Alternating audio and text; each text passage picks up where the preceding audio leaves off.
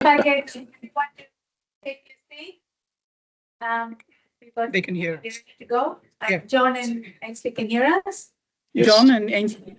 Yes, they can hear. Yes. Okay, so thank you for your patience. Please come in the front. Promise not to bite anyone. Promise? Oh.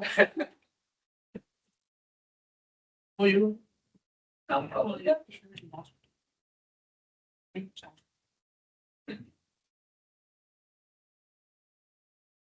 Okay, right. So once again, thanks everyone for your patience. Let's get started. For those of you who don't know me, my name is Pushara Niga, and I'm Professor of Sustainable Built Environment at RMIT. I would like to start off with acknowledgement to country. I would like to acknowledge the Uyghurong and Bunburong language groups of the Eastern Kulin Nation, on whose unceded lands we conduct the business of the university, and also acknowledge people from online who are in different lands from across different parts of Australia. I'd like to just start off with a little bit of a story as to how we started off with CERN APAC. So CERN APAC, Circular Economy Research Network, Asia Pacific. In 2022, RMIT held the World Building Congress. And at that time, we had the opportunity to engage with a lot of Dutch academics and researchers, including Professor Jacqueline Kramer, who is now come to Australia twice, in the keynote at the UK. At the conference, and in conversations that we had with a lot of the Dutch academics and researchers, it became pretty clear that the way the people in the Netherlands approach circular economy and sustainability is very different from what we do in Australia. And they run a very successful model called the Green Brain. I'm not Dutch. It's something along the lines of Puna Brain. Is that right? Puna Brain. So where they bring in, it's an eco-helical model in practice. So they bring in community, industry, researchers, government, all working together to work on wicked problems. And that's really the idea behind CERN APAC. We were interested in bringing in a range of different stakeholders to help solve wicked problems. But that is a bit of a big jump for us here in Australia. And so we thought, instead of making ourselves a task that might be really difficult and impossible perhaps to achieve, let's at least try and bring the research community together in the first instance. And that is really what the Circular Economy Research Network is setting up to do. Yes, we understand it's very much Victorian-centric and a little bit Australian-centric, but we really would like to take this nationally and internationally. And you'll hear more from some of my colleagues who are going to talk about that a little bit more. So the vision, I think, is very clear: to advance research in the circular economy. And to use Jacqueline Kramer's language, no one person can achieve the circular economy alone. It is by nature a collaborative effort. And our vision is to therefore connect better in a much more interdisciplinary and transdisciplinary manner. And it's a long road and a difficult road, but hopefully we'll get it. So as I said, we started off around July 2022 between Monash University and RMIT. Then later on, CSIRO joined us, and we've got CSIRO colleagues in the room who have come from Canberra, dare I say. So thank you for being here. And we also got Swinburne University joining us. Unfortunately, Swinburne University is represented online, but not physically in the room. Oh, sorry. Yes. Swinburne is here. So with the 4 universities or 4 research organizations as our partners, the intent is to build on this as we go along. So we've got 10 streams. These were all self-selected streams. When people joined the CERN APAC, we asked them to complete a form, and we've got 10 streams and 22 stream leaders, so more than one lead or co-lead per stream. So the latest figures, we have got 450 plus members, and I think we had a quite high numbers of people that actually registered. So we're hoping that more people will join us online. I don't know how many are online right now. And of course, you've got a mix of not just academics and researchers, but we also got people from industry, NGOs, and policymakers. So this is really giving you a sense of the timeline. And I'm standing here, not because I don't want you to see behind me, but because the camera is there, so the people online can see me. So we started off, as I said, mid-2022, started off with about 100 researchers just in the building, about a block or so from here, in a classroom. And then CSIRO joined us in 2023. We ran the Circular Economy Inaugural Conference, actually in this space, at the back of Circularity 23. And then Swinburne joined us in 2024. And this year, we started off with a number of online webinars, starting off with our first one in March this year, and then a number of other webinars that followed over the rest of this year. As I said, we've also got not just the membership across Australia and members of the Asia Pacific, but this year we also spent time and effort to put together a website. So now we have a CERN APAC website, we have a YouTube channel, and we put in a number of submissions, including one for the Productivity Commission. These were the online conferences that we had. Textiles, there were 2 conferences for textiles, plastics and packaging stream, the water stream, and the food and organic stream, and now this one at the end of the year. So there is no such thing as a free cup of tea or coffee or a drink. So a little bit of feedback from you. Please go to menti.com, enter the code that's on your screen, and please answer the questions. I think Alston is going to make this live so you can see your responses. Is that right, Alston? Yes. Just give me 1 second.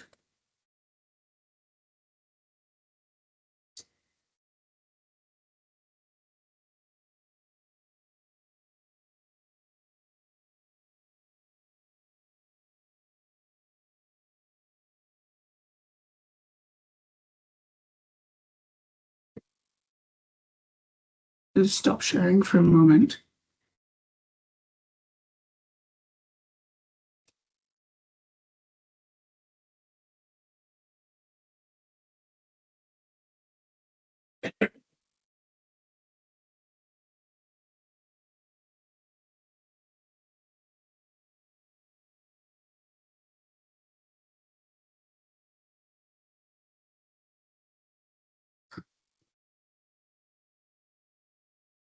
Going forward? Okay. Yep. So Alston, you're going to have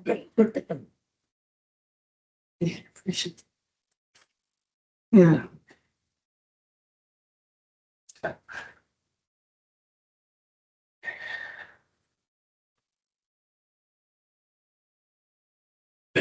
so Oh.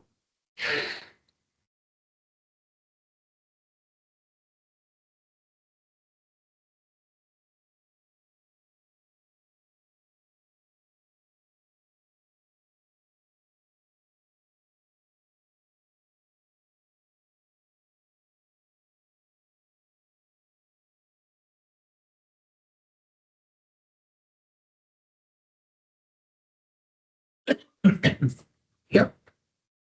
Okay. Yeah, got it, yeah.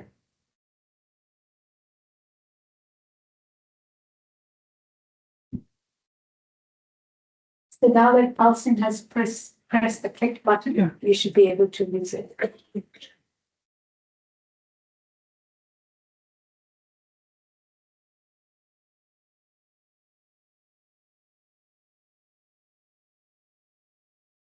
So 23 out of 28.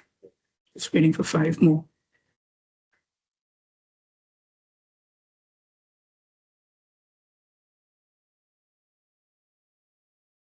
Move next.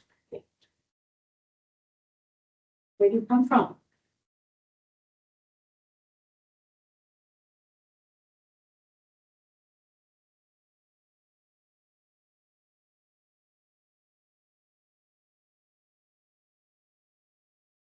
This is the big.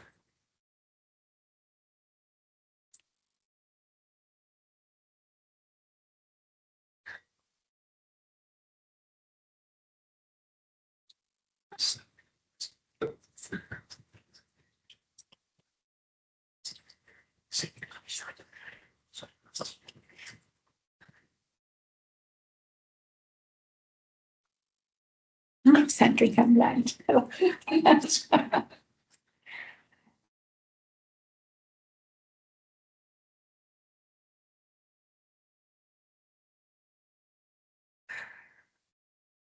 Yeah. Maybe Mike was the next one. That's the Any end. of us up on the screen?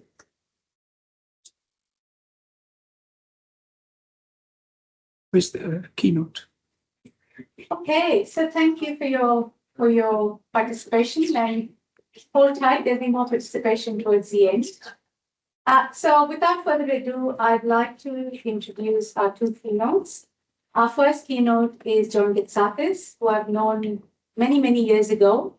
John is the director of the Product Stewardship Council and has got a absolutely fantastic background in design.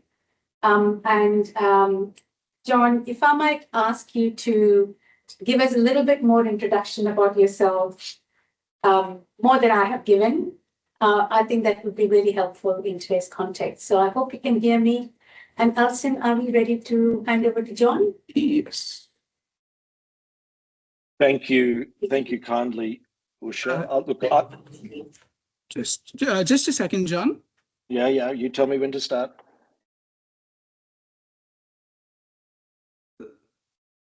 Spotlight him. Yeah.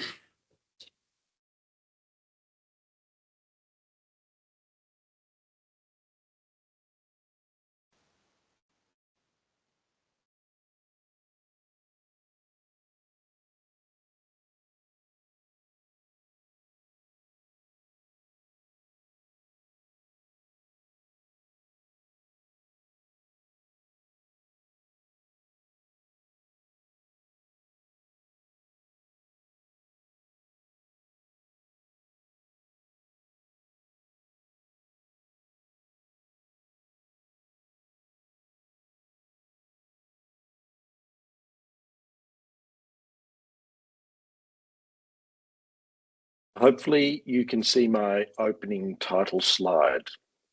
Yes?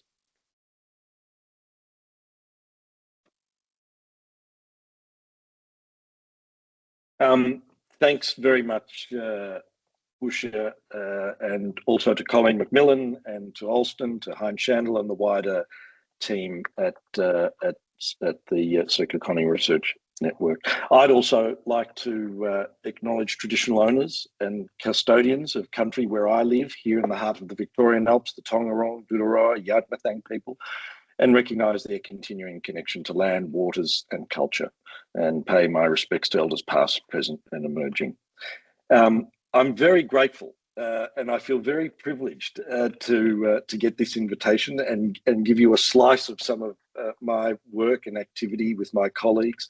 I feel privileged, but given all of these very well informed researchers and scholars, I feel dwarfed.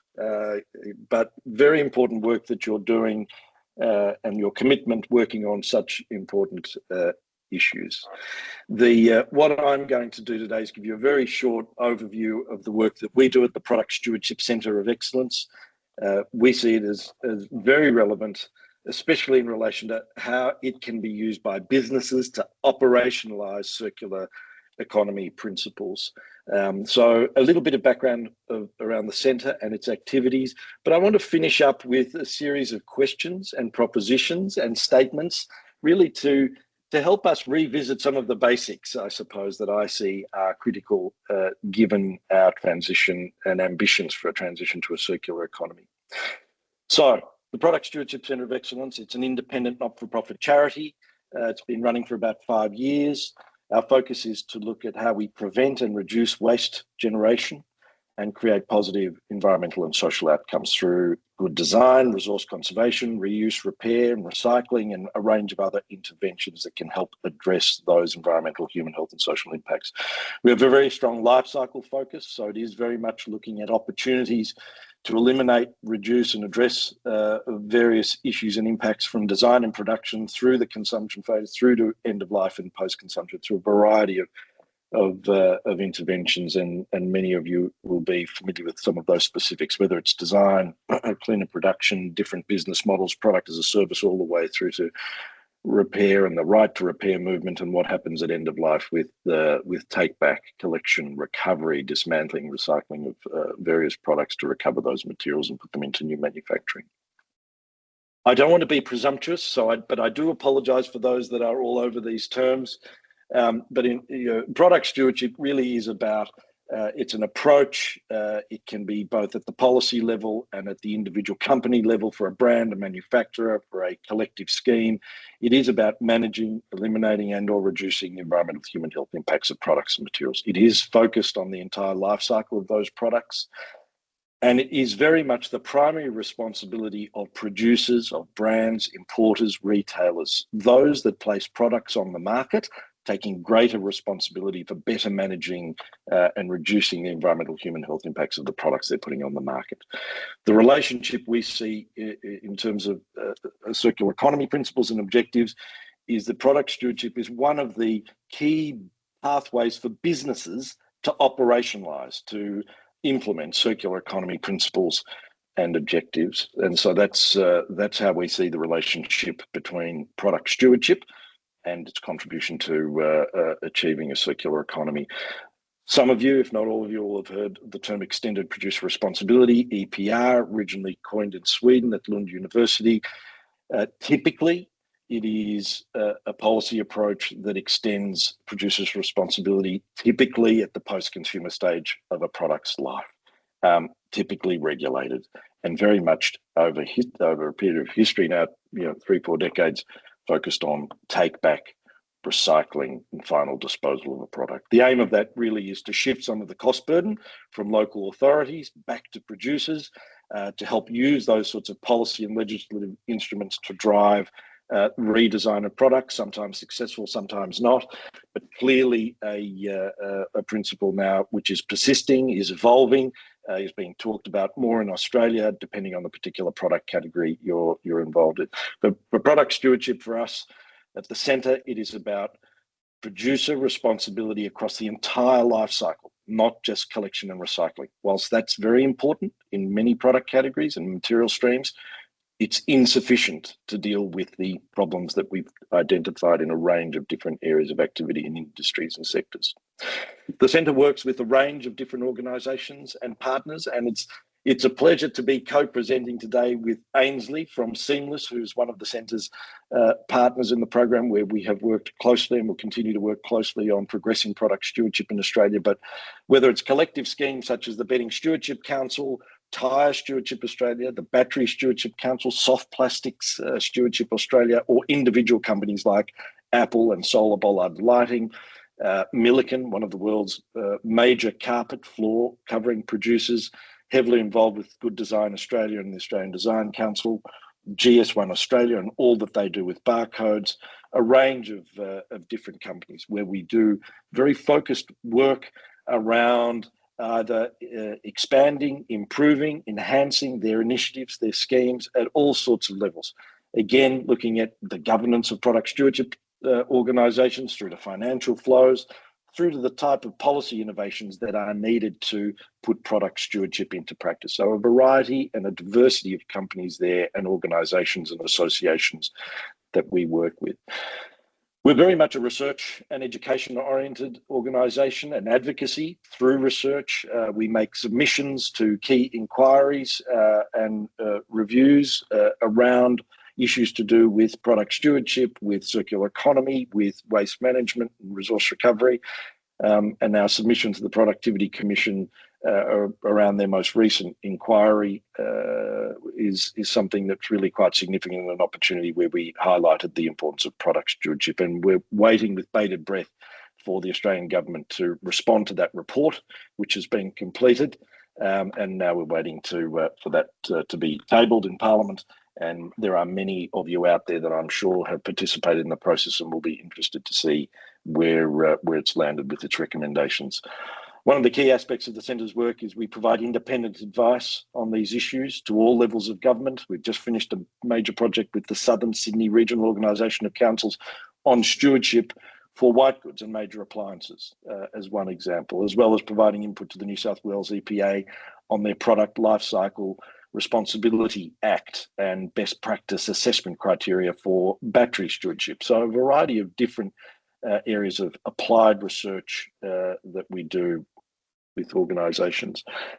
Major work we've done with UTS Institute for Sustainable Futures around evaluating product stewardship benefits and effectiveness, as well as white papers and practice notes. One of our most recent white papers is looking at the government benefits of good regulation and how that can contribute to unlocking private sector investment in relation to product stewardship. We've done a lot of research looking at different stages of the life cycle and where the different schemes are. So this quick slide, and we've got reports that show all of this in detail, but shows some of the collective schemes, but also the numbers in terms of where those interventions take place. And they're still very much at the post-consumption stage, which again is important, but we need to be moving back up the supply chain, back up the product life cycle to look at interventions that can focus more on waste prevention, not just waste reduction and waste management. And that's a really big issue that we try to work on, advocate for, develop solutions for with our activities at the centre, that waste avoidance and waste prevention is really important. Australia needs to much better honour the waste hierarchy and use that as a stepping stone towards achieving greater levels of circularity. Until we've done that, we're still chasing ambulances at the bottom of the cliff if we're not really serious about honouring the upper levels of the waste hierarchy. And again, with individual business initiatives, particular brands and companies, these are just a very short and selective list here of different companies and what they're doing at an individual company level in relation to their product stewardship solutions. But what I wanted to really finish off on is just a range of comments that we often have internal discussions about, and I don't want them to sound like slogans. But they're very sort of short, bite-sized prompts and questions and statements. But I think we need to remind ourselves that circularity is much, much more than business from recycling waste. As I said earlier, we need to recycle more, we need to recycle better, we need to look at different product categories, we need to finance those effectively. We need to ensure that we don't create monstrous hybrids. All of these things are critically important, but they are insufficient and inadequate if we're serious about achieving a circular economy. I think I've heard the word used many times, or the term by Alice Payne from at RMIT, that we need to move beyond less bad and less harm. And it's far from what's required to a shift. It may be a transition, but if we're serious about responsible prosperity and greater levels of circularity, we need to look at environmentally positive solutions. We have to ask the question, how are we travelling when it comes to restorative and regenerative solutions? We really need to go back to some of those basics around the core principles of circular economy. Again, none of them are really new. They go back to the 90s and what the EcoCycle Commission was doing in Sweden with some of these principles and objectives, and back to the 60s with Victor Papanek and Design for the Real World, and before that with Rachel Carson dealing with toxic micromaterials and chemicals. How are we really travelling when it comes to restorative and regenerative solutions? We have to ask ourselves that question, rather than, in some cases, I'll be blunt here, are we hiding one industry's pollution in another industry's products and calling that circularity? I think we need to scrutinise the sorts of things we are describing as circular and the extent to which they are measurably more beneficial from an environmental perspective. Are we tackling prevention and avoidance across industries, sectors and communities? Or are we managing the symptoms of overproduction and overconsumption? I believe that questions of overproduction, overconsumption really are the root cause in many respects of the problems that we are trying to address through the various research projects and design interventions and policy responses. So are we really considering seriously those questions, or do we reward a growth mindset over and over again? And I think this is one of the things that we need to consider when we're looking at the solutions and how we're describing them and the stories we are telling them. And I expect we will see the ACCC emerging more actively around what is being described in terms of environmental claims. And that's not just from brands and manufacturers, but all of those that are telling stories and making claims about environmental performance. Structural reform is key, and thus a lot of the centre's work around policy innovation and regulation, and good regulation, is really, really important. And you're probably hearing more around the role of legislation and directives and rules coming out of the European Commission, whether it's on the right to repair, whether it's the eco-design for sustainable products regulation. We need to look at structural reform to deal with those wicked problems, as Usha described. Patching up a broken system, again, is insufficient to address many of the identified problems. I was involved with Tanya Plibersek's Circular Economy Advisory Group. We spent 2 years on a voluntary basis creating a report. A final report was submitted to the government at the end of last year. One of the key recommendations in my mind as it relates to especially manufactured goods was the need for a Circular Economy Act in Australia that goes beyond just waste management and recycling. And that's one that would learn from and reflect the sorts of trends and policy developments and regulatory developments we're seeing coming out of the European Commission in particular. But for those of you that have not seen the CMAG report, the Circular Economy Ministerial Advisory Group report, urge you to have a look at that. This is just a very, very sort of summarised, illustrative depiction of that recommendation. But the need to go beyond waste and look at circular economy legislative intervention is very important. Really, there is a need to harness the combined power of everything that's going on out there. It's often not either or. Yes, we do need to prioritise, but we need to look at the combined power of research, the work that you're doing, design and development, procurement, regulation, to deliver positive impact, not just less bad outcomes. So we see product stewardship as a key business pathway to operationalising circular economy objectives, and I think that's something that we'll continue to persist with in terms of our strategic direction. It's not easy. There's a lot of complexity. There's a lot of self-interest, but there's also a lot of goodwill and a lot of very clever thinkers from research and design all the way through to product development, manufacture, and what happens with these products throughout their life and at end of life. One of the things we need to be mindful of, given principles such as polluter pays and the precautionary principle, is that really, whether it's about product stewardship regulation or others, if we don't put in place effective regulation in this space, we'll continue to privatise the profits while we socialise the impacts and the true costs. And I think that's again something we need to remind ourselves of: who's benefiting and what's the impact of that on the environment, and how we deal much better, more effectively with externalities. So in summary, those organisations that place products on the market need to take much greater responsibility for better managing the environmental and social impacts. That's absolutely critical. Producer responsibility needs to take place across the product life cycle, not just for collection and recycling. And we need interventions at scale in the top half of the waste hierarchy. We need to get that balance right, not just fund the occasional repair cafe or reuse initiative, but we need to do this at scale and make sure that the investment is right again. Otherwise, we are looking at managing symptoms. The last slide, without being too provocative, is something that, again, I'll highlight. We really do need to remind ourselves of questions of overproduction and overconsumption.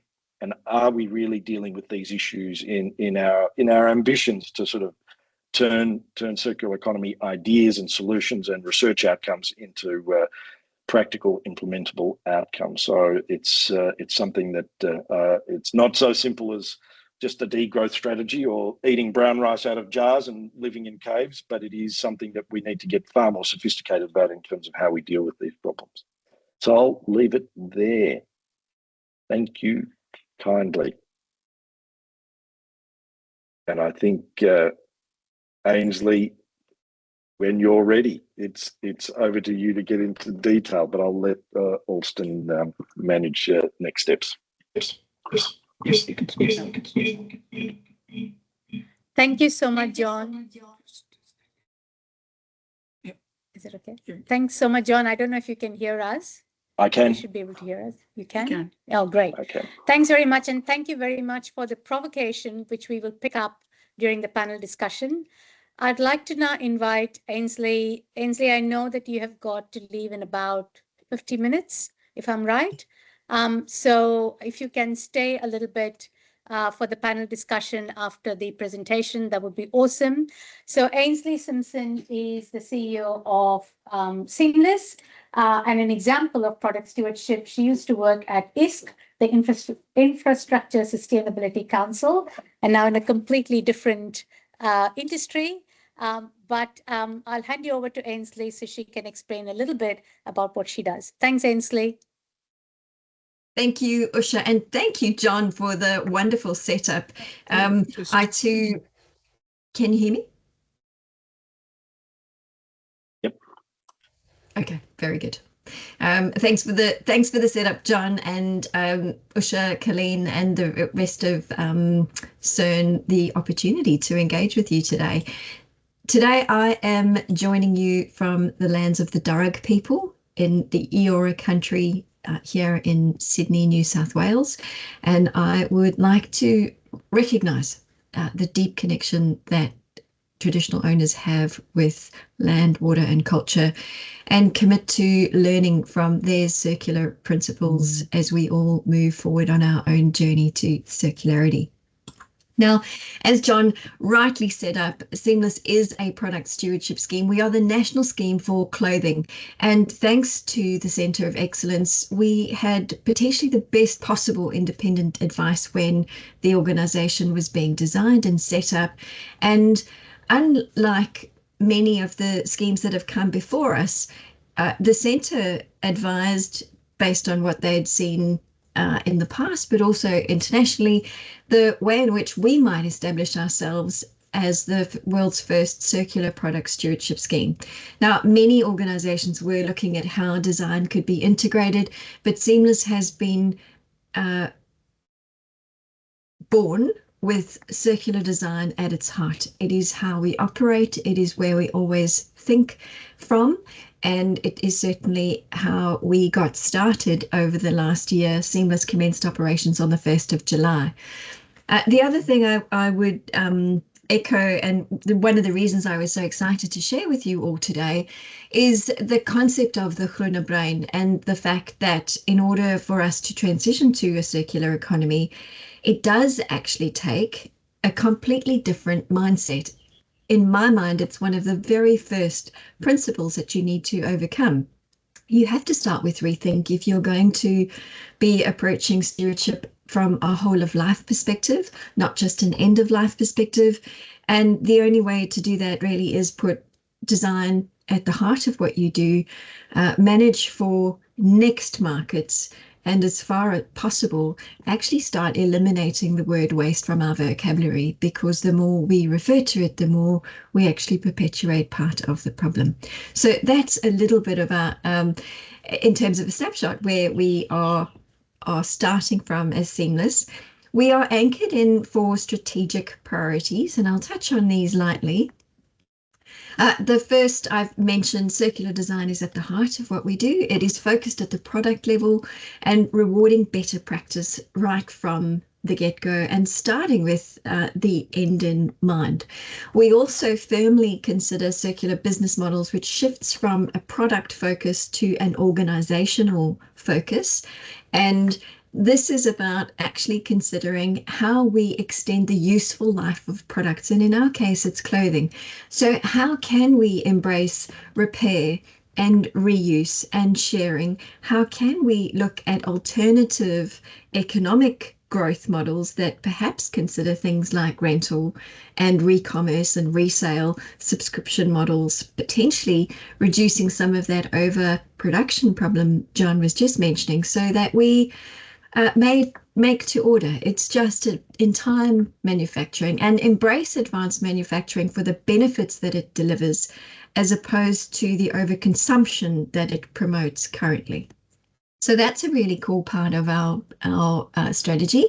The next is closing the loop, and this is about ensuring that we have got open and closed loop cycles for clothing, which is not a homogeneous product. It is highly variable. We've got multiple categories, multiple different compositions, enormous variety in origin, and that complexity really does need to be taken into account in an economically viable way by considering what genuine next markets are available.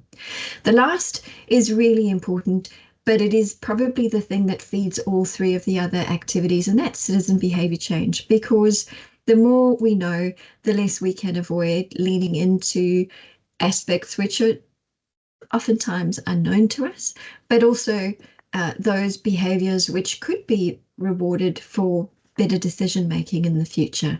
But we are going to be embarking on citizen behaviour change because everyone I know wears clothes, and we can all choose, enjoy, and recycle them more responsibly. Now, in terms of the scale of the challenge that we are looking into, we recently published our 2024 National Clothing Benchmark, and you can access it using that QR code. It's also on our website, seamlessaustralia.com. But it is really a timely reminder of those 4 strategic pillars, how Seamless is evolving, and of course, how we're getting started. When we first commenced our program of works, our brands did tell us that circular design was one of the most critical aspects for us to progress, so we did that. But what we learned through our National Clothing Benchmark for last year is that things are changing, but probably not fast enough. So in terms of imports, 97% of Australian clothes are imported into our country. Australians bought around 1.5 billion items of clothing last year, which is the equivalent of 55 items for every Australian. That's an increase of 6% year on year. Not only are our wardrobes filling fast, our warehouses are also doing the same, with most retailers reporting an increase of about 17% on their aged inventory, the stock that didn't move in the last year. Reuse, we've got some positive signals here with an increase of about 10% of sharing, caring, swapping, reselling, which is quite helpful. We saw an increase in the pre-loved space with about 11 secondhand items entering our wardrobes each year. We're also seeing about a 7% increase in the total number of garments and total weight of garments that's being recycled of Australian clothing, both here domestically and internationally. So good to see some progress there, but certainly not really balanced with what we are bringing into the market as manufacturers and producers. But unfortunately, there has been little to no progress on the landfill front. We are still placing around 220,000 tonnes of clothing into our red bins on an annual basis, and much of that is still in good condition. So Seamless is doing what no single organisation can do alone, and that is driving the transformation that is required for the clothing sector to move towards a circular economy by 2030. It is a big ask, but we are not doing the heavy lifting alone. We have over 55 clothing brands and retailers that have joined us as members. Many of those you will know, many you still need to get to know, and I encourage you to look at all of our members on our website. We are also supported by that's 130 supporters now across the value chain. And I have to say, it's always nice to see the familiar names in webinars and engagements like this, where those of you who are involved in textile research are actively involved as supporters and work with us through activities like our working group. So hello to you all. I see you, I recognise you, and I deeply appreciate the value that you create through the Seamless Work Plan. Some of the things that we've been busy with, our annual benchmark is important because it identifies where we have major data gaps and how we can move forward to progress them. We've been using our collective to establish working groups for things like aged inventory and how we manage product that isn't moving through the cycle. We are looking at requirements for uniforms, and that's work that we're actively progressing through a grant with RMIT. We are looking at our emissions profile for the Australian clothing system, and that's been reflected in work that organisations like UTS have done with some of their rental platform work.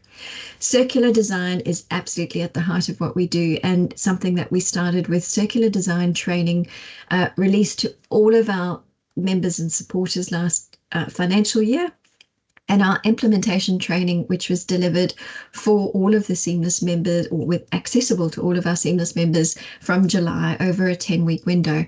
That was modelled on refashioning an incredible piece of work out of RMIT, which has just won a Good Design Award. Congratulations to you all.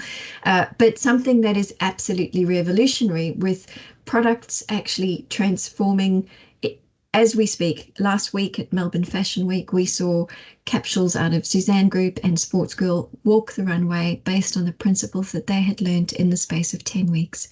We're also progressing circular design principles thanks to a social impact grant with UTS and several First Nations people who are providing sage and solid guidance on how things have always been done. Business models, we've kicked off a pilot program of works with Cottonwood to test re-commerce for their particular product categories, and we will continue to work with organizations to generally lean into better business practices. Engagement is a really important part, and we work with organizations like your own and other industry associations so that we're connected into all of the various parts of the system that are enabling better design, better business models, and understanding how we might fill some of those data gaps. Our big piece of work this year, though, is delivering a program to support a coordinated national clothing system, which looks at collection, sorting, reuse and recycling for every Australian, regardless of where they live. That is being funded by the Australian government, and it has several key work streams. Industry collaboration, much like the way Seamless operates, as well as 3 additional areas. First is the Seamless Circular Clothing Textile Fund, and 2 weeks ago we announced 7 projects that are progressing collection, sorting and recycling of clothing when they are no longer fit for wear. These are practical demonstration projects which are going to provide us the next stream of work, which is data and insights on how we can establish a nationally coordinated clothing system, which will result in a report and an evidence base that goes to the federal government on how a scalable national stewardship model can work and all of the levers necessary to make that implementation possible. Part of this industry consultation is making sure we're all talking the same language. Now, we have developed an incredible taxonomy of terms, things that you are already familiar with, the hierarchy of use, which John also referred to, but that provides an overview of different terminology. But if you ask the average Australian if they recycle their clothes, most will say yes. And they will say yes because they recognise donation as recycling. But many of you will appreciate that what is going into a donation bin isn't always recycled. Sometimes it is just going into that reuse stage. And if someone's made a mistake or a little bit of wish cycling, those products will need to enter recycling pathways, which are not currently coordinated and scalable at a national level. If you'd like to contribute to the taxonomy, it is an incredibly important piece of work that will bridge the way we move forward faster when we're saying the same things, meaning the same things, and talking the same language. Consultation closes at the end of this week, so there's still time to shine if you can provide us with your feedback. It is a short survey which can be found on our website. Now, quickly, some information about our fund. We had 5 very clear fund objectives for these practical projects which are progressing across Australia. I won't go through all of these now, but I will just recap. They are looking at collection and how all of the available channels can be optimized, how that clothing is then sorted to ensure that we maximize the use of those textile materials, how they then need to be pre-processed depending on which recycling pathway that they can move down. Now, excitingly, we've got mechanical recycling projects, and we visited one of them yesterday to see insulation in the making. We've got chemical recycling, where we are returning fibre back into fibre, which will in the future end back in our wardrobes as clothes. And then we've also got pyrochemical, at least thermochemical recycling in the form of pyrolysis, where we are looking at some of those restorative, regenerative outcomes that John questioned us about a little bit earlier. These all have next markets where they are re-entering either open or closed loops. And we are considering the economic viability of these next markets and how we might stimulate them through various mechanisms, incentives, policy levers, but all of that is going to culminate in that evidence base, which we submit to government in the next calendar year. I'll leave with you that there never has been a better time to turn responsibility into results. And if you are not yet connected with Seamless Australia, join our newsletter, follow us on socials, and if it's right for you, make sure your organisation joins us as a supporter. Thank you so much.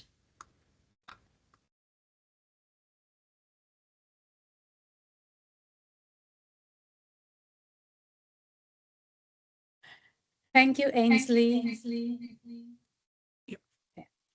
Thanks very much, Ainsley. And I just want to remind our online participants that if you have any questions, please just hold off. And our in-person participants as well, please just hold off. Make note of your questions. We will come back to questions in a minute. But first, we're going to now rely on Alston's wonderful technology to show us a 9-minute video that was representing all the 10 streams of CERN APAC. So just as a reminder, we started CERN APAC in 2022, 10 streams with leads and co-leads across these different streams. Some of who are online and some of them are in the room here. And we really wanted to hear the voices of these different streams. And in order to put this video together, Alston asked them some questions, and these questions were, what is the primary intent of your stream within CERN APAC? What are the research priorities that your stream is focusing on? How do you plan to engage with stakeholders within Australia and the Asia Pacific region? And looking ahead, what are your priorities for 2026? So when you're ready, Alston.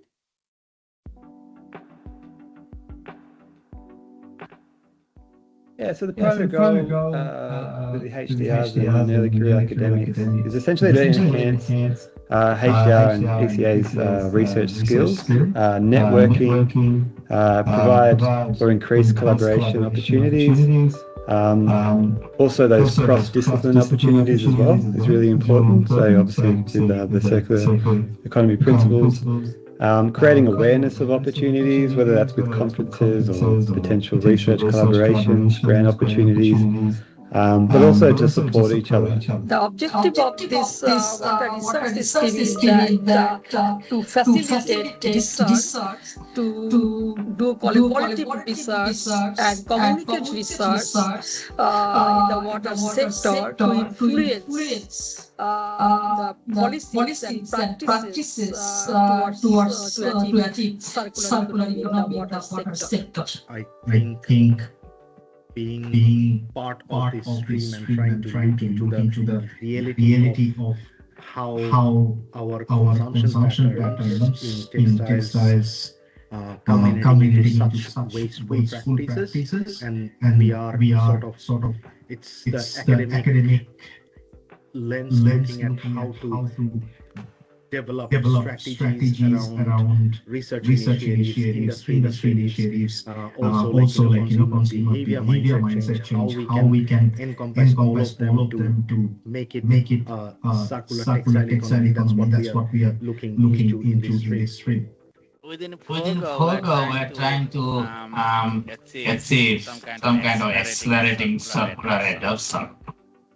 That is a driven action for industry and policy transformation in food and organics. So this is a kind of a pivotal research that aims to accelerate circular economy adoption within the food system and organics. I think the major focus on our stream is to look at how circular economy has evolved over time and what is the kind of understanding of circular economy. That's what we are looking at. And when we say understanding, it's not at every level. It's, of course, starting with businesses and councils and so on. Over the years, we have seen the businesses have different kind of perspective of circular economy. Many are mature enough to see that, yes, it has reached, they understand what circular economy is. And many are still struggling to find a foot in that circular economy and understand about it. The primary goal within CERN APAC is really to focus research activities on policy governance and regulation. And that's particularly relevant for Australia as well as other countries in the region at the moment. So what we're trying to do here is to see links and potential positive interactions between manufacturing and circular economy principles, and therefore finding ways that the manufacturing sector can contribute positively to the circular economy trend.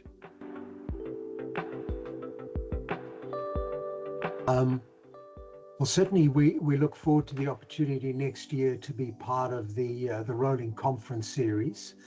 We didn't manage to achieve that this year, but we certainly do want to engage because of the very rich material that we have in the region for research and for commentary, and just bringing researchers together to consider matters of policy and governance. Our immediate priorities are to work with industry and our stakeholders, where how to transform what we call as the intra-supply chain collaboration with inter-supply chain collaboration. But what I mean is that we've got a supply chain for a certain product, and we want to reuse that product, the waste or the end result or end product, with another supply chain. How can we encourage those collaborations? How can we make sure that supply chain is redesigned to incorporate those circularity principles such as reuse, refurbish? One of the most priorities that we are now looking into, that is valuing water in the circular economy. And we, in fact, very recently, that we organized a webinar within researchers and industries, where are the gaps in the research to value water, to accelerate circular economy in the water sector. If we can continue like the goal of CERN APAC for the skill development and finding opportunities for early career researcher to a place to promote themselves, to be able to expand their network and find the opportunities for any fundings, grants, or joint research, that would be great. This could be our current, like, next priority in our streams. Basically, what is the priority of this stream is to see how manufacturing, well, first contributes negatively to environmental and social sustainability as well as circular economy, but also how manufacturing, with the use of new techniques and the use of digital technologies, can contribute positively to circular economy principles.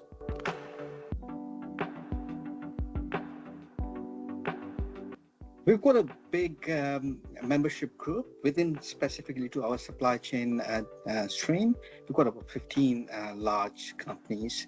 Some of those are educational institutions like different universities, the researchers where they do research. And we do have actually good industry partnerships within Australia as well. We've got some membership from Asia Pacific, particularly Malaysia. So, I mean, personally, I've been creating those contacts with different people, different researchers, from a personal perspective. But actually, we recently just created the stream online on LinkedIn. So from the CERN APAC, we've created a stream, a group online. So trying to really promote this is important, and that's sort of what we're going to be focusing on over the next several months. Going beyond Australia, our focus is, to expand the research into South Asian contexts, like countries like India, Sri Lanka, and also Asian countries, including Indonesia, Vietnam, because especially within the built environment sector, cross collaboration is quite important for us. Going forward, definitely one of the focuses, I think, this conference, what we are organized for those different streams this year, I think going forward, because this year's education stream was not part of it, but again, going forward next year, we definitely want to be a part of that conference ongoing. That's really useful because that brings in visibility. So I think that visibility part is kind of missing at this moment. So we want to bring more visibility about the education stream. And that's where the priority is to bring in those different forums wherever we are engaged in, to bring those people in. So we have had a particular meeting where we had contribution from within the region, in fact from Vietnam. And there's great benefit in taking an Asia Pacific view to be able to consider, you know, the perspectives from other countries. So we certainly intend to continue doing that, and looking forward to events next year in the continuous conference program. We certainly have some ideas and have contacted speakers to join us in such a forum, you know, that we can get more of a regional forum.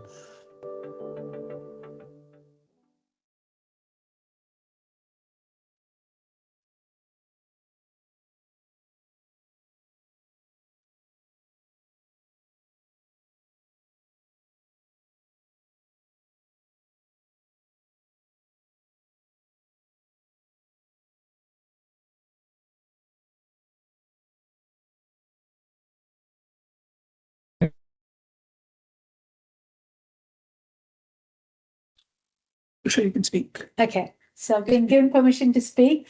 I'll start with an apology to the people online who couldn't hear the video properly, at least at the start, but maybe they did later on. We will provide a link on the CERN APAC website for you to view the video later on.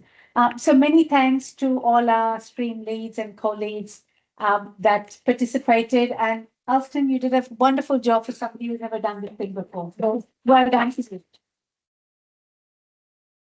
So before we get to our panel discussion, a couple more presentations, and we will now hear from Martin Giesdorfer from Monash University.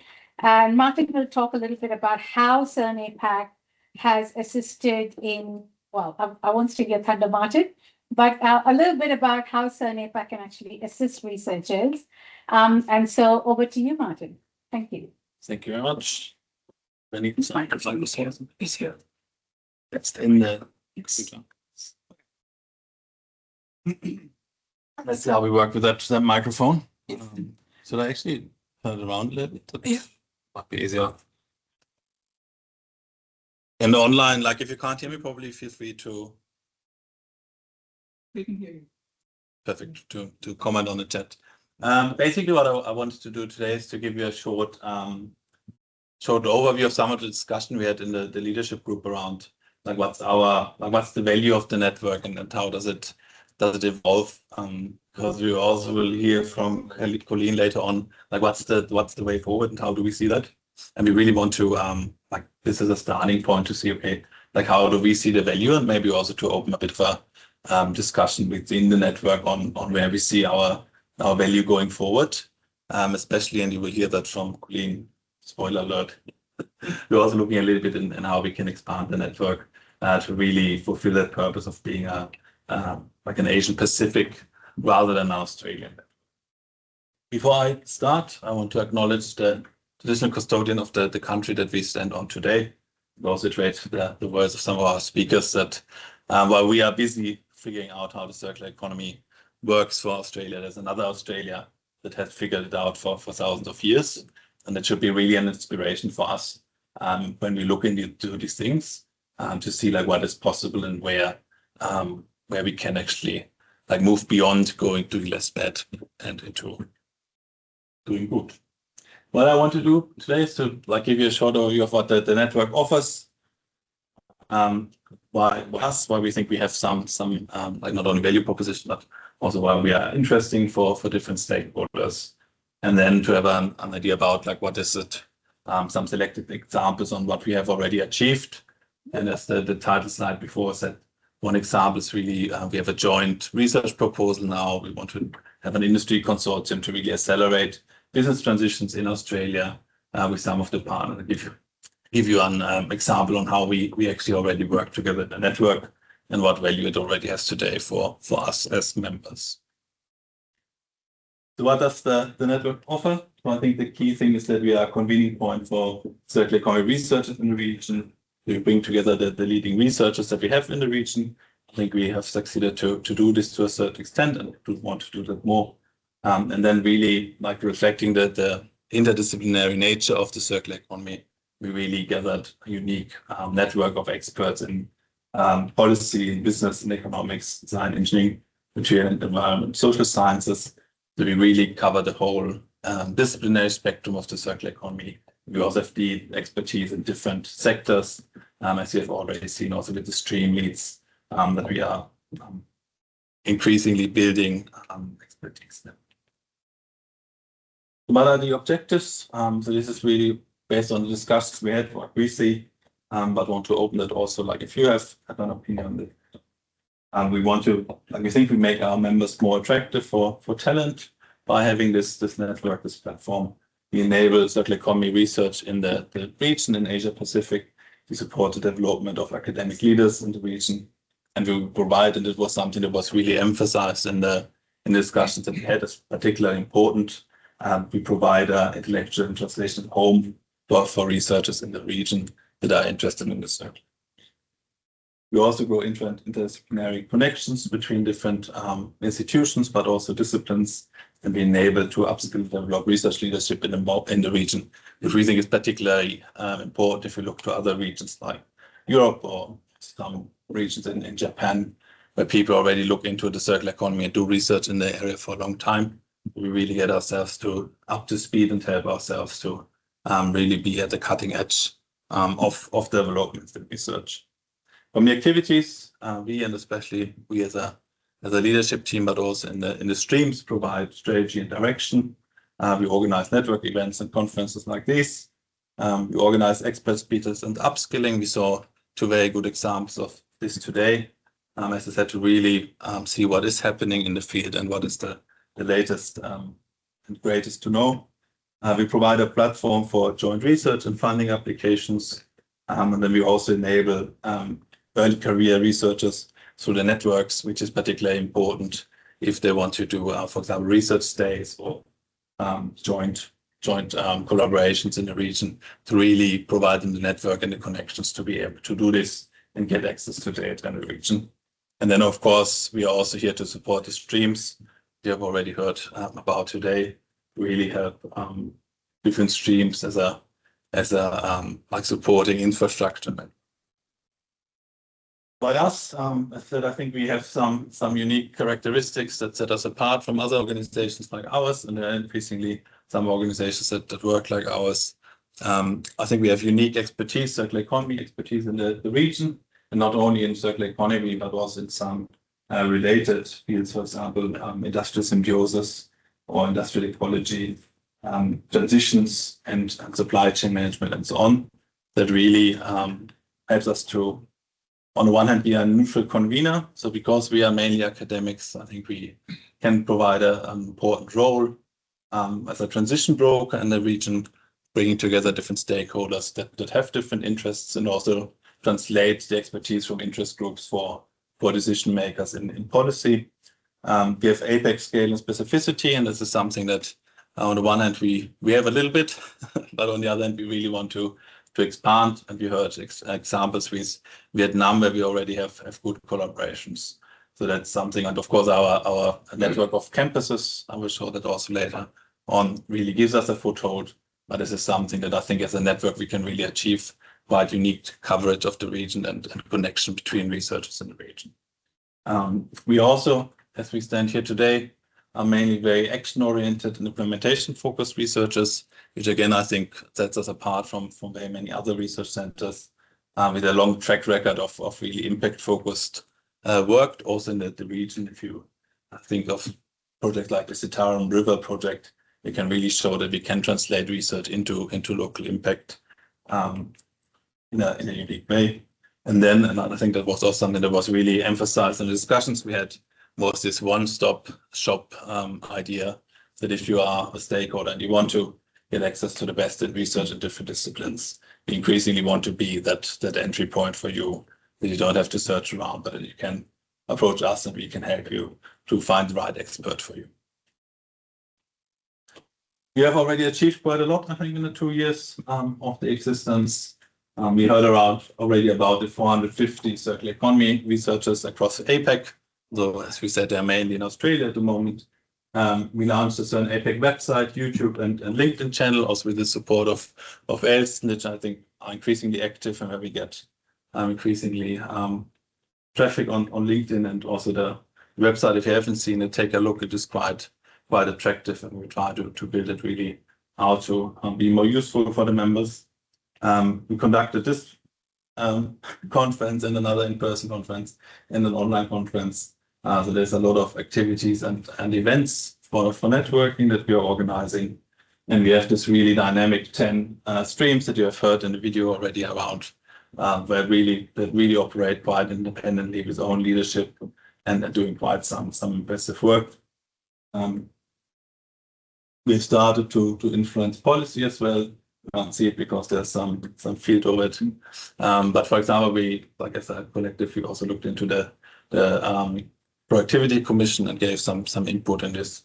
So this is really starting to shape the narrative in Australia and the way we how policy thinks about circular economy, what are drivers of circular economy, and where we should go.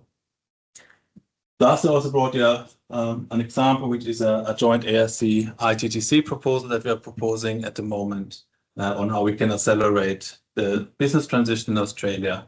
So this is really one core strategic initiative that really came out of the network and from discussions that we have, and is also basically a collaboration of different network participants. Here are some of them. This is basically the team. So as you can see, it's Monash, it's RMIT, it's CSIRO that really teamed up to make this happen. And we also, with the, like I said, with all the different campuses we have around the world, we also have quite some good coverage of the region. ARC-ITTC, the way they are funded are mainly Australian focused in a lot of what we do. But part of the idea is really to also have learnings, generate learnings, and that's where with CERN APAC will be quite essential to disseminate the findings and what we learned across the region, and really have some translational work on how that can work. The consortium consists of different industry partners. So you can see the idea was really to have a network of networks across industries, so that we not only can learn from best practices around the world, especially of course in Europe and Asia, but also that we can really learn how to, like across industries, what works, what doesn't work in the Australian context. We also are very oriented on the actual problems that industry has. So we had a little survey that was very much confirming what we know from research, where the main bottlenecks and headaches are for our industry partners. And then also, as you can see, like with policy and regulation, with limited market demand, integration of circular economy proposals, like all of this has then informed our research program. And as you can see, this is really along 5 pillars, from access to from circular policy governance to circular business models, where measurement data a very important point that industry is really struggling with at the moment. Over collaboration and capability building, again, Australia has a huge capability gap basically across all skills levels, but then also like what do we learn from them really translate into a transition model into practical tools that industry can work with. As you see also along a different topic like access to cutting edge research, workforce development, collaboration with leading researchers, enhanced R&D capabilities, networks and strategic partnerships, and then also to look into supply chain resilience and how we can be as a network really stand for sustainability leadership and help our members to build sustainability leadership. Then I come to a close. If you want to learn more about the consortium, I put a little RFID in here, QR code, not RFID. But feel free to scan it and learn more. And if you have any questions, please feel also free to come to us or any of the partners in the network. But it's something I wanted to share, like on one hand that I think we increasingly have a clear value proposition as a network, but there's really things happening and that we have concrete high scale strategic projects that are coming out of this collaboration, which I'm quite excited about. Thank you very much. May I speak? Seeking permission because I speak. Thanks very much, Martin. We'll pick up some of these things in the panel discussion. And our last but not the least presentation today is from Colleen. But before I hand over to Colleen McMillan from CSIRO, I just wanted to mention that Martin talked about the leadership team. So if you're wondering who the leadership team is across the 4 different partners that we talked about right at the start. So between RMIT, Monash, Swinburne, and CSIRO. And also to acknowledge that Monash University was our first chair from 22 to 23. So thank you very much, Glenn and Amrit, for chairing from the Monash end. And then RMIT took over in 24 and 25. So I chaired the CERN APAC on behalf of RMIT, and we are now going to hand it over to CSIRO to chair from 2026. So with that background, over to you, Fazlin.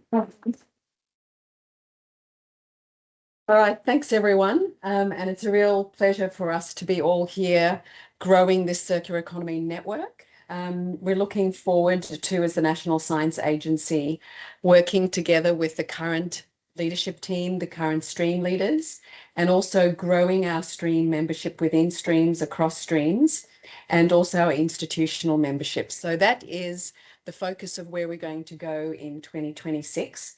This is something that us as a leadership team for CERN APAC has been exploring, and I'd like to share where we're thinking we're going to head for 2026. So we've heard really nicely today that CERN APAC was founded in 2022, phase 1, really with the chairing by Monash. Thank you, Glenn and Amrik. Phase 2, chaired by RMIT, and then we'll talk in a minute about phase 3. We've seen 10 streams. We've seen this conference that we've had in 2023 as those streams were growing. Very much collaboration, cooperation, and communication within those streams and growing the capability, and then championing those streams more broadly. And we've heard that over 2024, it was growing that base, and then having a continual conference in 2025, and then the website for CERN APAC, thank you, Alston, the YouTube channel, the LinkedIn presence, and we also have a logo, which is very nice. So what is in store for 2026? Where are we heading? And it's going to be an focus. That is the simple strategy for that calendar year. What does that mean? Firstly, our researcher network, expanding it in the Australian node. So I'll go into detail about that in a minute. Working with the Asia Pacific region, so growing some more relationships there. Enabling our network within so that it has a sustainable model that can be much more sustainable than a year-to-year rolling, but something that's ongoing. Looking at regional and global opportunities, monitoring that, and also having a conference. And perhaps the theme or the spirit of the conference for next year is something around research and development of the ecosystem. Still to be announced, but at least starting to plant the seed there. So what do those 5 work areas look like for 2026? Expanding the network with the Australian node. We're looking at the Asia Pacific region, but at the moment, as Usha has so nicely said, the foundation has started with institutions here in the state of Victoria, and then CSIRO soon joined. But one of the big things that we want to continue that is so special about this network is supporting our researchers who have joined the network, who want to have an intellectual home, to find people that are like-minded, but also to learn from others who are working in the circular economy. And that is so special, is connecting the humans.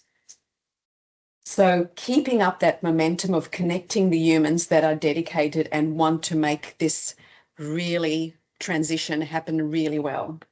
So the current universities are very Victorian-centric, and so the next phase is to expand to the other states. So institutional and research members from other states, Queensland, New South Wales, Victoria, Tasmania, South Australia, and Western Australia.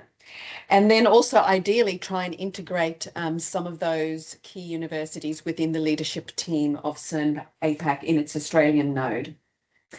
We want to grow some deeper and stronger Asia-Pacific relationships, which is very important.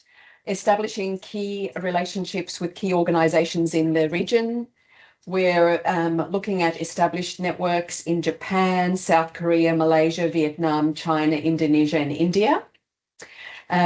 Exchanging on experiences of what is happening in the circular economy in those networks so that we can learn, but also showcase where we're at so that we can find our collaborative, cooperative, common ground for CERN APAC.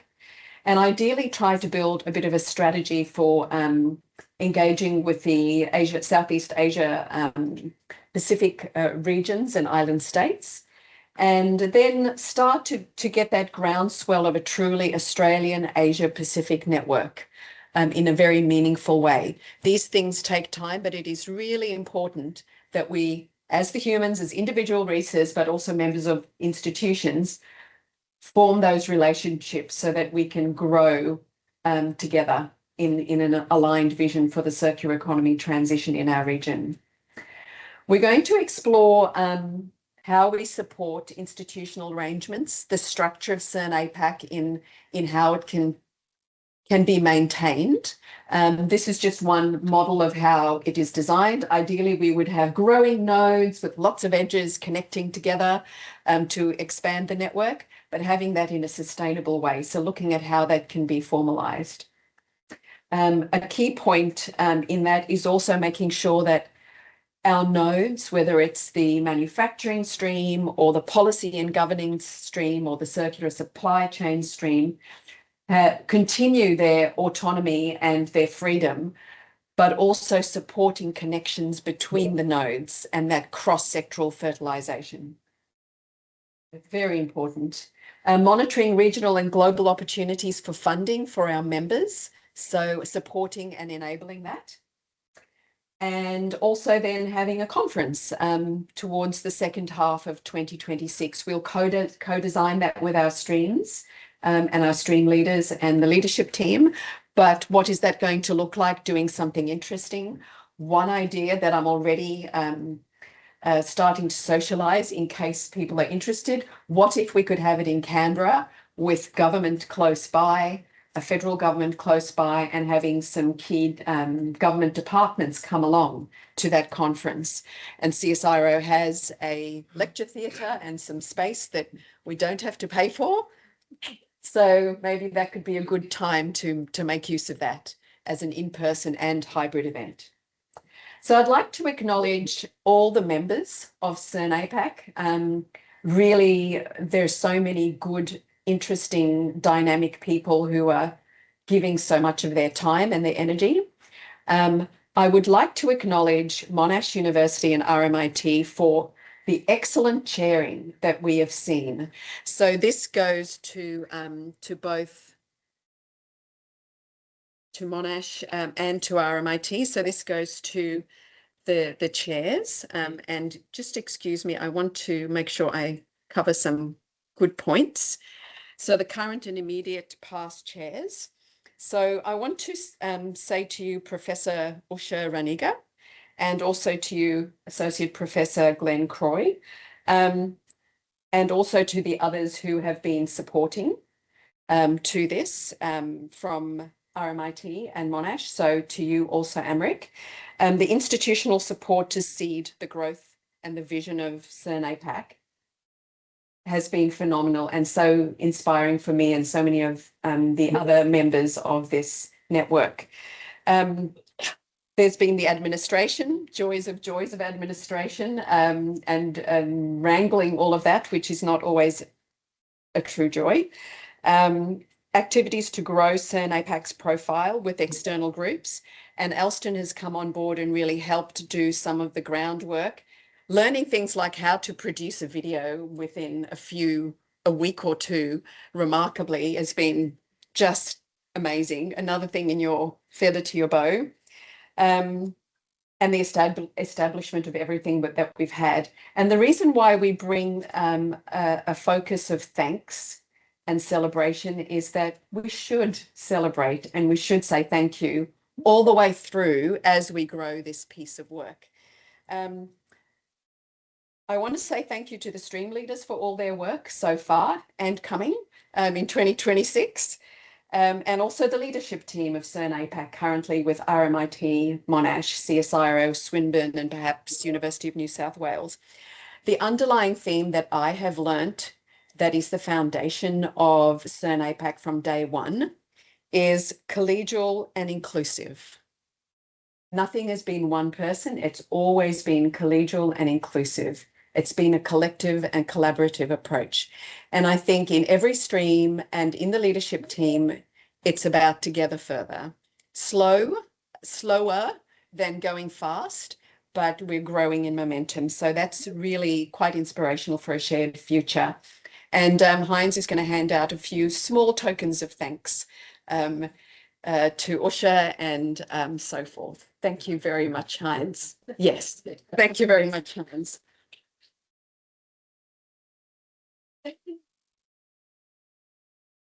I hope I can do this properly. Well, thank you, Chair Usha. This is a flower that will resist the love that you give it. Some water, but not too much. Okay, thank you very much. It's for you. Just in the center so that people online can see as well. Thank you very much, Heinz. And for those people online, I was worried when you said a gift because we are about circularity. We don't want anything. It's a plant. A succulent. A succulent.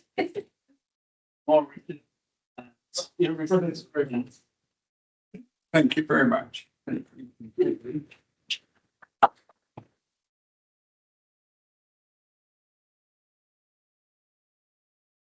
then we have Elston. I didn't have.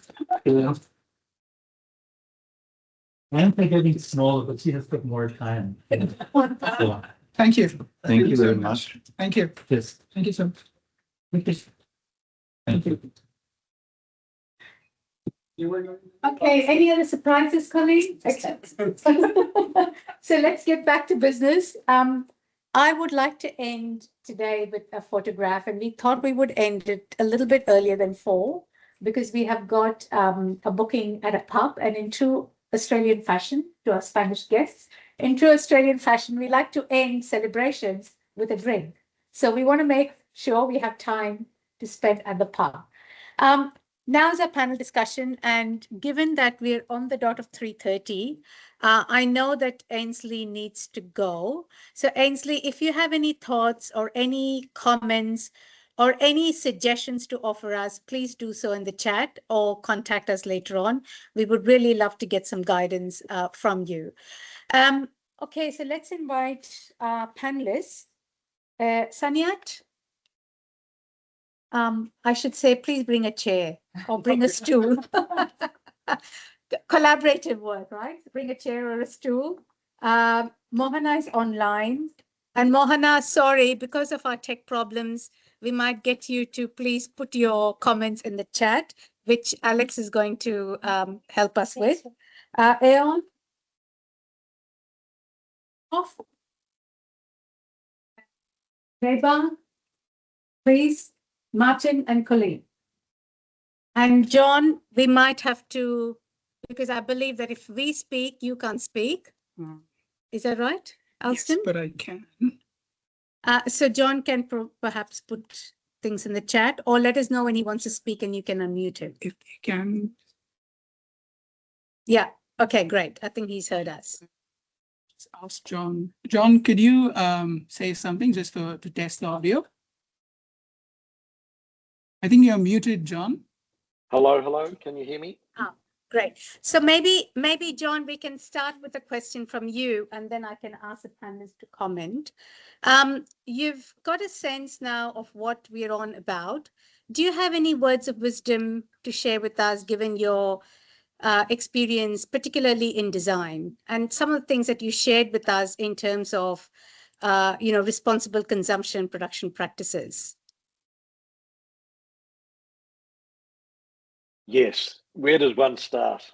I think one of the things that we've discovered, and I've discovered in our work, and in particular with manufacturers, with engineers, with design teams, with C-suite of companies that are designing and making product, One of the issues that's really emerged as significant is circular economy needs to be brought to the boardroom, whether it's an SME or a national company or global brands, different again, but really developing a much more positive understanding of the board and the C-suite around the challenges and benefits of circular economy and what that means in practical terms. So I'm interested in what any of the panelists have to say about their experience in that regard, because I suppose when it comes to design, if it's not in the brief, signed off and invested in, it generally doesn't happen. And it's not enough for the design team to say, let's pop a little bit of post-consumer recycled content in a product and we now have a circular economy innovation. So interested in any observations or experiences from the other panelists around this issue of senior leadership being committed and invested and understanding what circular economy is. Right. Thank you, John. And I think we've got a few people who are willing to take up the challenge, and we'll start with Colleen. Colleen, would you like to sit here so that I don't know if you can hear me that far away. I think that's an excellent question because it gets to the concept of transitions. What I have seen in the successful way to transition Australia's STEM sector in the inclusion of diversity space is that all of the grassroots level that we have tried to do as individual researchers never got traction until two things happened. One, there was a national framework for change, and the leadership teams of institutions got on board. And suddenly that acceleration started. I was on an executive team within CSIRO to lead that kind of work, and suddenly everything changed and it accelerated. But a word of warning. So John, you're absolutely right. C-suite needs to be part of driving the change.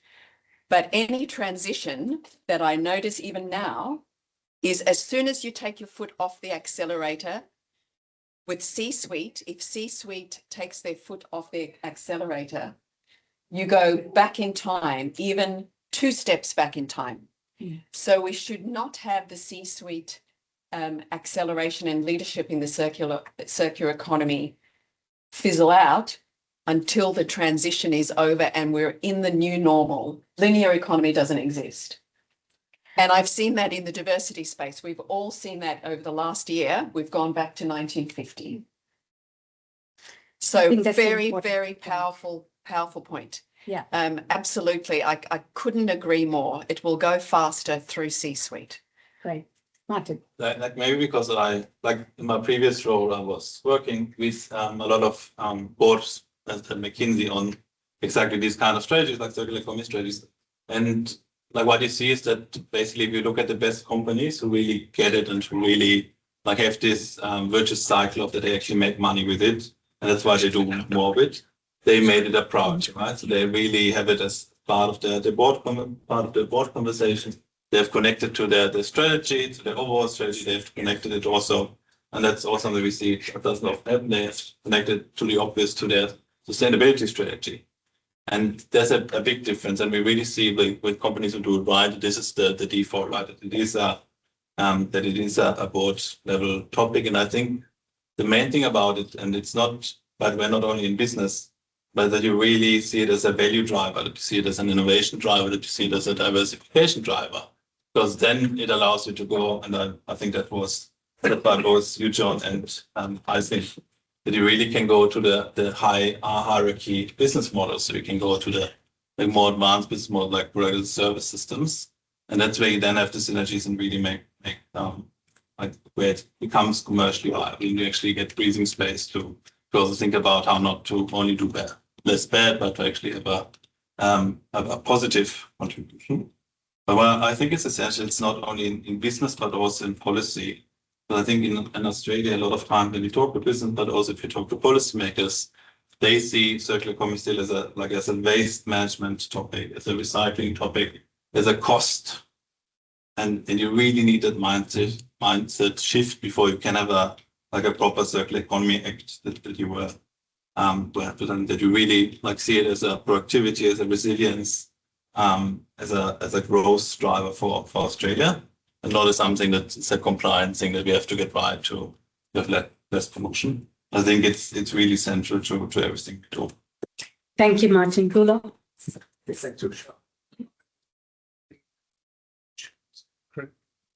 So I agree fully with John that it has to be, it's an important variable, but it's not the only one.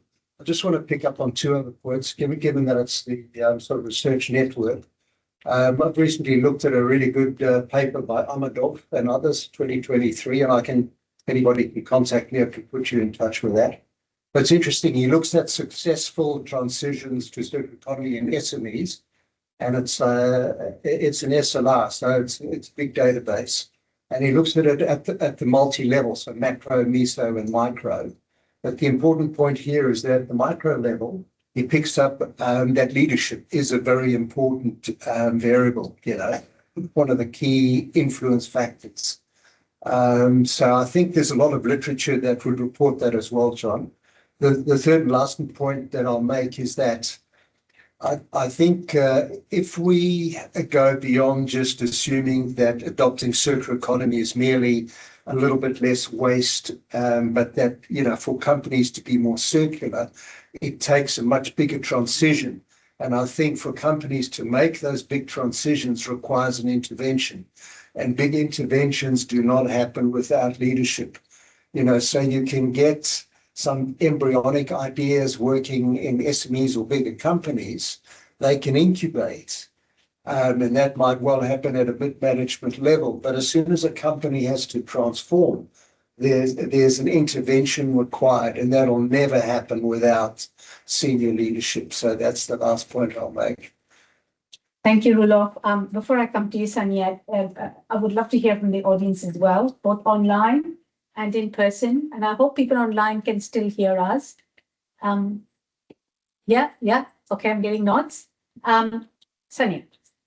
I just wanted to piggyback on what Martin was saying. I think Ainsley mentioned that refashioning project that we did with Country Road Group. One of the interesting points that we found while doing that project was the designers. We actually worked with the designers because it was circular design principles and we wanted to establish a guideline. One of the things that we found is the supply chain department actually do not talk to the designers, or which should be the other way around. Like the design should dictate the supply chain management. So these are some interesting stuff that, I think John also mentioned. It's the not only the willingness, it's also the capability to fathom what single small decisions can make into that slow journey of circular transition. It doesn't happen overnight. It's just a accrual process of achieving small targets at small increments, I would say. Yeah, right. Thank you. Any comments from the audience? Anyone online? No? Okay. All right. I was just wondering, is there any question from the audience for our panelists? So please relay this to John, but it's really interested in the key success point to both craft the environment for the stewardship councils and the subgroups, and then making sure that those groups are able to foster that environment for themselves and their own industries. You might have to relay that for... John, did you hear that question? Look, I did hear that question, and it's very relevant. I mean, part of the work that we did was to look at the range of existing collective schemes across Australia and emerging product stewardship schemes. And we did identify, the sort of what we would call, I suppose, characteristics of successful product stewardship in those schemes performing better. And that includes a range of things, but there are key ones such as industry-wide participation. That was really important. And therefore, how do you achieve that, given that free riders are such an issue in collective product stewardship schemes? So therefore, what's the role of regulatory intervention to ensure industry-wide participation? Adequate investment and financial flows to make sure that design of schemes and implementation of schemes can take place to a high level of performance. very effective communication internally, externally, all stakeholders, B2C, B2B, not just announceables and media releases. We've got a drop-off point, and let's have a social media campaign and promote drop-offs and all. The depth and breadth of effective communications to maximize participation, to therefore achieve those environmental outcomes. And incentives was the other area.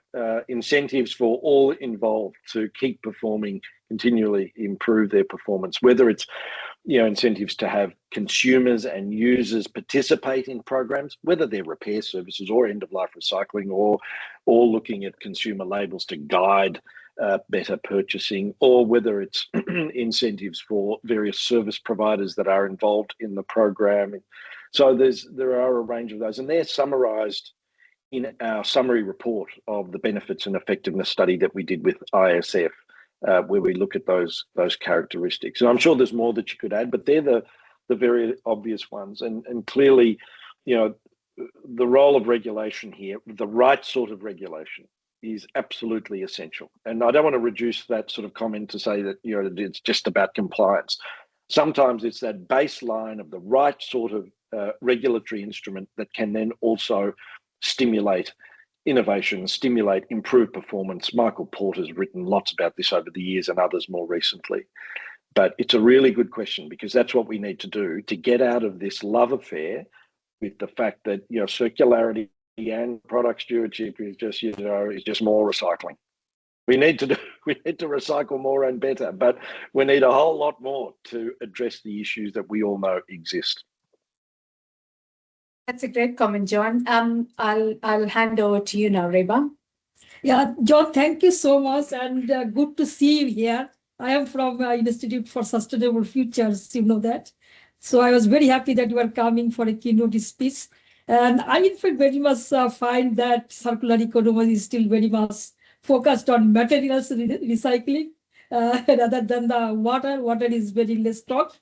But here, in fact, I picked up your point that was in my mind to intervene that a regulatory change is very important to incentivize the circular practices. And also, a lot of points have come regarding the strong leadership. But I think that strong governance is also very important, and there should be a very clear vision, and so that circular economy can be accelerated. If there is not a good vision, that it is very difficult to move forward. Another thing is that we need to break the silos, not only within the organizations, but also across the organizations to foster the collaboration, and that can actually help to accelerate the journey. Okay, I'm conscious of time. We are almost at 3:45. So I'll come back to the panelists, and could you, in a word or a sentence, describe what was the best thing about CERN APAC for you and for your stream? Who wants to go first? Sanyat. So circular economy transition it's a problem of our lifetime in terms of transitioning. One of the things that we spend too much time on is that recycling phase, which I think is a small part of the game. And doing recycling very well, increasing efficiency in other terms, actually can end up being the issue about the circular economy. Rebound effect, like we have been talking about overconsumption, overproduction, but I think we need to work towards a sufficiency model instead of an efficiency model. So that's what we basically have discussed in our stream, in the 2 streams that we had this year, and want to take this discussion further in 2026. Thank you. Great, thank you. Reba. Yeah, thank you so much. I, in fact, would like to tell in one sentence that I find the beauty of this circular economy network. It is an interdisciplinary research network that is very important for circular economy, because circular economy is cross-cut the all sectors. And if we like to meaningfully impact, such kind of interdisciplinary network is very, very important to achieve the vision. Thank you, Reba. Rudolph. Yeah, I think in a word, it holds the promise of great collegiate collaboration. In our stream, we've obviously got work to do, but the beginnings of it, and I just like that. I think the plastics and packaging stream have done that better than most. So I'd like to give a big shout out to the team that led that with the publications that they drove. And I think all the other streams can learn from that because they've done a great job. That's what I hold as the opportunity ahead of us in certainly in policy, governance, and regulation. Fabulous. Colleen, Martin, any comments? Do you want to go first? Sure. For me, it's learning and being inspired. So being in this network, within the textile stream, I have learnt so much about textile circularity from the other members in the team. They're open, they're generous, and they share with so much enthusiasm what they are doing and achieving. And I'm inspired by their energy and their dedication. And I also have that same feeling and experience within the CERN APAC leadership team, generously sharing what they are doing and working together. And I find that very inspirational. So that them giving energy gives me energy back. And so that loop continues, and no puns. Martin. Look for me, like starting last year with the Circular Economy Labs, it was fantastic to have the network to really hit the ground running and have all this network basically to connect with all these great people. And you saw today what I presented with the ARC ITTC and these kind of collaborations. I think that really helps us to move much faster than we otherwise could. I think it is quite fantastic, and it's just the beginning. Mm-hmm. Yes, beginning of the end. John, any final words from you?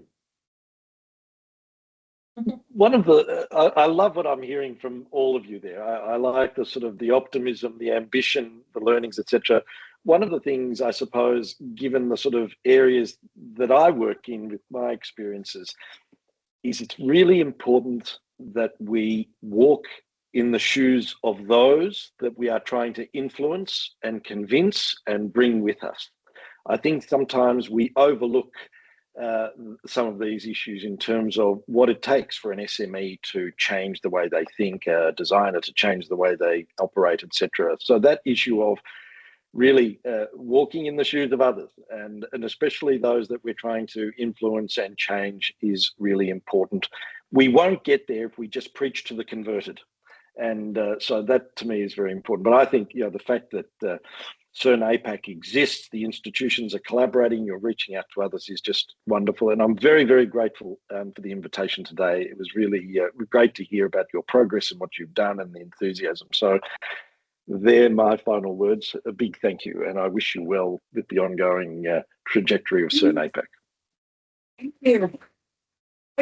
I'd now like to invite everyone to come in the front so we can take a group photo. Yes. And I think Adriel is the one who's going to take a photo after. Yeah. Aspen, can you put everyone in together mode in online and tell them to turn their camera on, then they can be part of this. Yeah, if online people can please turn your camera on, we can get you in the background as well. And what do we do with this? Okay. People, please come in the front.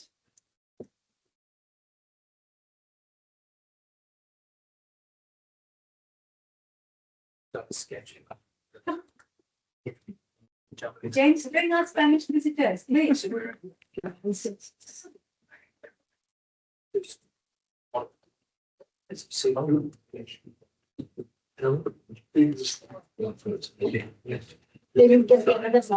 will be nice if people can turn their cameras on. Not sure we can. Oh, you can't? No. Oh, okay.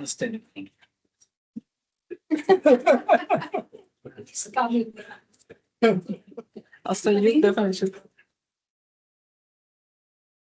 I think we have to do another. All right. Thank you. Good to see you. Okay. Yeah, everyone. Not That's a funny shot, okay?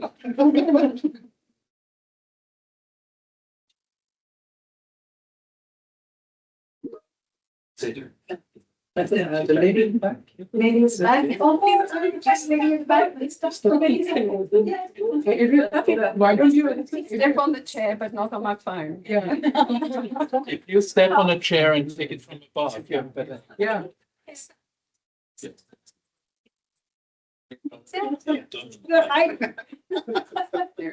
Don't fall from the chair. Is this one? Is another one to move. Beautiful. Nice. Thank you. So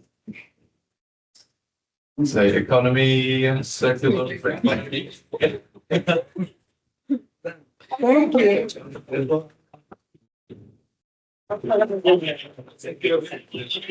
Thanks everyone online for your participation and your attention.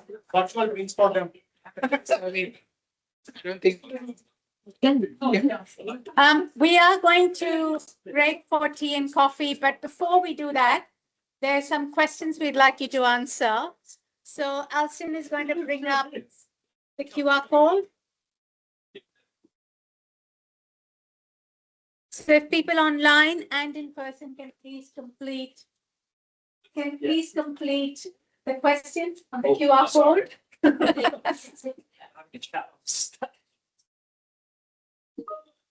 Thank you.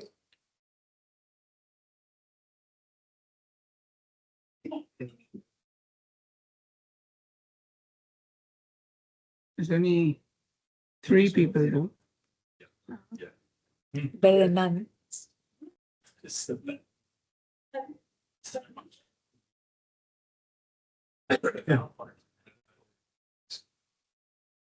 What are we doing about the drinks? Are we bringing it out or we just leaving it in the kitchen? Kitchen. I'll bid you all farewell. Enjoy the rest of your day. Many, many thanks. Thank you, John. Bye for now. Thank you very much. Bye. Bye. It's a survey, so even if I exit